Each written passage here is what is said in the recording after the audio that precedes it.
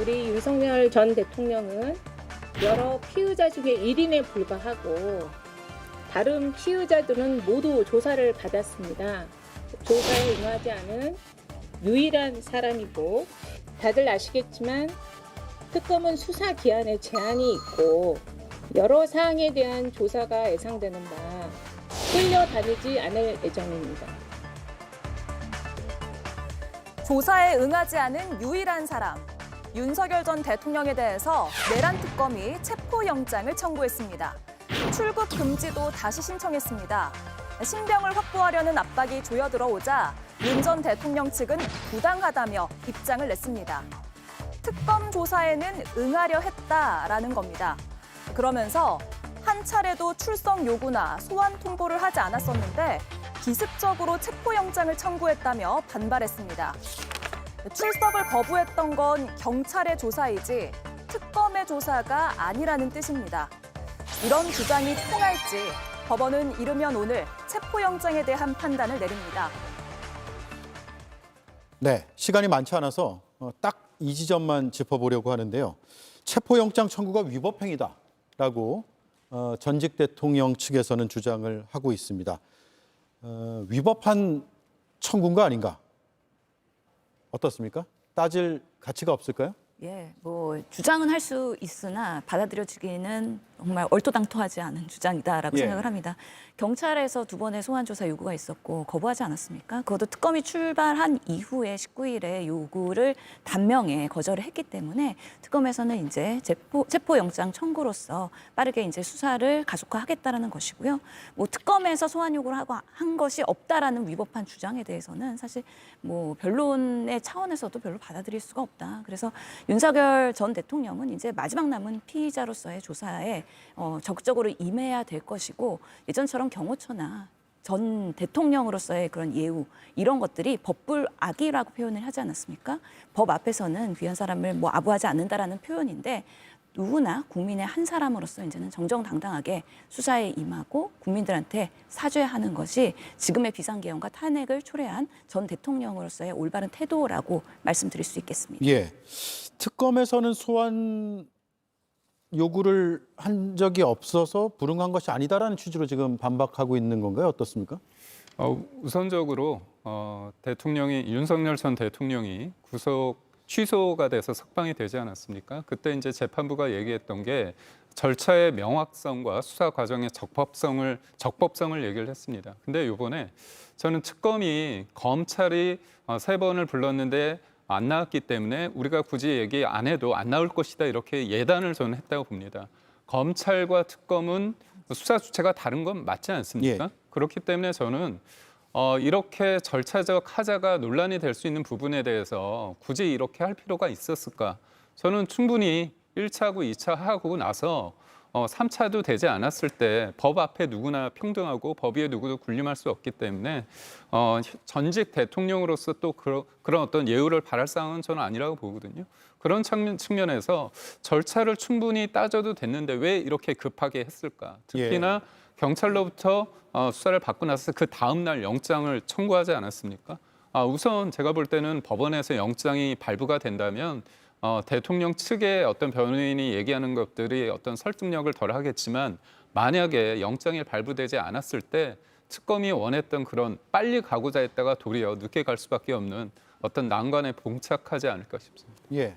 윤석열 대통령이 단 한 번도 수사나 이런 거에 협조하지 않지 않았습니까? 그리고 경찰의 지금 수사 이어서 지금 특검이 진행을 하는 겁니다. 그렇기 때문에 저는 그 특검이 주장하고 있는 바가 맞다고 생각하고요. 사실 이 탄핵 정국 때부터 계속해서 윤석열 전 대통령은 절차적 문제를 제기했습니다만 이 구속이 취소된 것, 그 지기현 부장판사의 그 판결 말고는 전부 절차적 문제에 대한 문제 제기가 단 한 번도 받아들여진 적이 없습니다. 그렇기 때문에 저는 이번에 윤석열 전 대통령 측이 주장하고 있는 이 절차적 문제도 저는 문제가 없다고 생각합니다. 그 윤석열 전 대통령 과거에 뭐라고 했었죠? 공수처 수사를 받을 때 이거는 적법한 수사가 아니라고 계속 주장하지 않았습니까? 이제 특검입니다. 특검은 이제 명확한 수사 권한을 갖고 있고 윤석열 전 대통령이 뭔가 수사든 뭐든 거부할 권한이 하나도 없습니다. 그렇기 때문에 저는 이렇게 지금 수사를 거부할 권한이 없음에도 불구하고 뭔가 계속 절차적 문제를 제기함으로써 최대한 시간을 끌어는 전략이다. 어차피 특검의 시간은 제한적이고 최대한 본인의 수사 횟수를 줄여서 본인의 뭔가 이런 그 증거 같은 것들을 최대한 덜 드러내기 위한 하나의 지연 전략이라고 보기 때문에 저는 빨리 체포영장을 청구해서 빠른 수사를 진행할 수 있도록 협조를 해야 된다고 생각합니다. 예. 저는 특검에서 공정성을 강조하는 법부락이라는 말을 써가면서 공정성을 강조했는 점은 굉장히 잘한 거라고 생각을 합니다. 윤석열 대통령 역시 충분히 수사에 응해야 될 의무가 있습니다. 그런데 지금 특검보가 스스로 말씀하셨듯이 특검이란 건 기한이 제한되기 때문에 조금 급해서 절차를 무시하는 모습을 보이면 안 된다고 생각을 합니다. 경찰과 특검은 별도의 기관이 분명합니다. 그렇기 때문에 절차를 다 지켜가면서 하는 게 저는 맞다고 생각을 합니다. 그렇다고 해서 윤석열 대통령께서 수사를 응하지 않는 모습을 보인다면 그 역시도 절대 올바르지 않은 모습이기 때문에 특검에서 명확한 모습, 앞으로 추후에서 수사나 조사 과정에서 엄정하고 공정한 모습을 보여주길 바랄 뿐입니다. 특검과 경찰은 별개의 수사기관이기 때문에 특검에서 소환 요구를 한 뒤에 그때 불응했을 때는 청구하는 것이 맞지 않겠느냐라는 의견이시고 그렇지 않다라는 입장인 것 같아요. 이 부분만 한 번씩만 더 들어볼게요. 근데 형사소송법을 보면 영장에 의한 체포가 제200조 2에 규정이 돼 있는데 피의자가 죄를 범하였다고 의심할 만한 상당한 이유가 있고 정당한 이유 없이 출석 요구에 응하지 아니하거나 응하지 아니할 우려가 있을 때 검사가 지방법원 판사에게 청구하여서 체포영장 발부 여부를 판단받는다라고 되어 있습니다. 그러니까 소환에 응하지 않았거나 안 할 것으로 우려될 때라고 규정을 하고 있기 때문에 소환 통보를 특검이 하지 않았다고 해서 그것이 절차적 위배가 될 수 있느냐 이런 건 좀 따져봐야 될 것 같아요. 어떻습니까?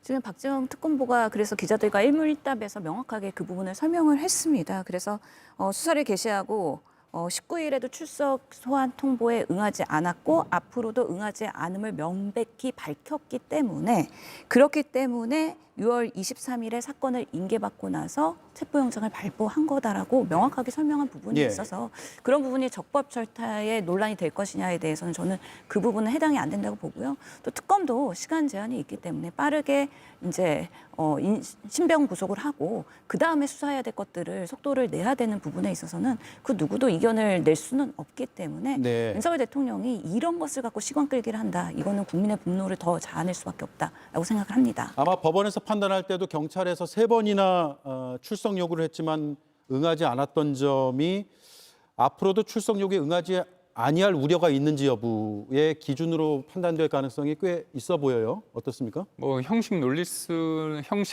수는 있지만 여하튼 경찰은 3번 불렀지만 특검은 한 번도 부르지 않은 거는 맞는 거 아닙니까?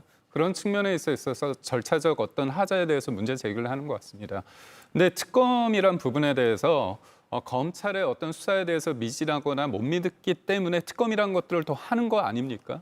근데 우리가 다 알지만 특검의 어떤 추천 과정을 봤을 때 국민의힘은 배제된 상태에서 민주당과 조국혁신당이 됐고 또 하나 이 특검에 대한 지명을 추천을 했는데 지명이 언제 이루어졌습니까?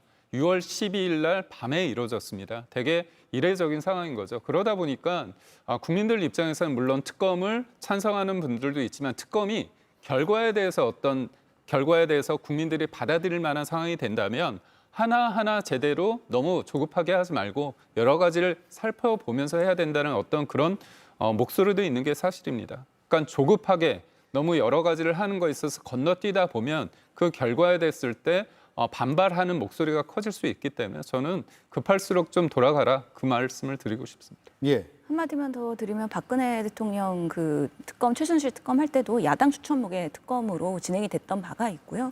실제로 이번에 특검 발의하면서 사실 적극적으로 국민의힘이 참여했다면은 추천에 있어서의 그런 권한도 일부는 반영될 수 있었지 않았을까.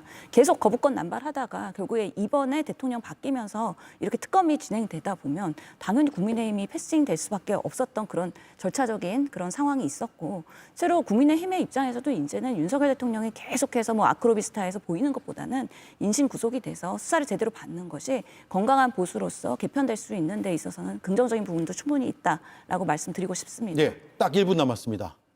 30초씩 드릴게요. 행여 법원이 좀 보수적으로 판단을 해서 체포영장을 발부 안 한다고 하더라도 그러면 특검이 바로 소환 조사를 하면 됩니다. 지금 윤석열 전 대통령이 특검이 소환하면 바로 응하려고 했다라고 입장을 밝혔기 때문에 만약에 이 체포영장 전국이 지나간 다음에 특검이 소환 조사를 요했는데 만약에 또 거부한다. 그러면 저는 한 번만 거부해도 다시 체포영장 청구해도 된다고 생각합니다. 왜냐하면 본인이 가겠다고 했지만 역시나 지연 전략을 위한 발언이었을 뿐인 게 드러난 것이기 때문이죠. 그러니까 저는 혹시나 오늘 이 체포영장 발부 여부에 대해서 걱정하시는 국민들이 계시다면 그런 거에 대해서 걱정 안 하셔도 된다는 말씀 드리고 싶습니다. 만약에 기각되더라도 네. 걱정할 필요 없다.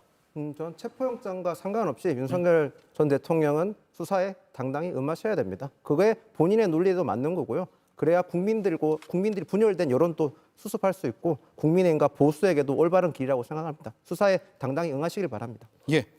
자, 여기까지 할게요. 네 분 말씀 잘 들었습니다. 오늘도 고맙습니다. 고맙습니다.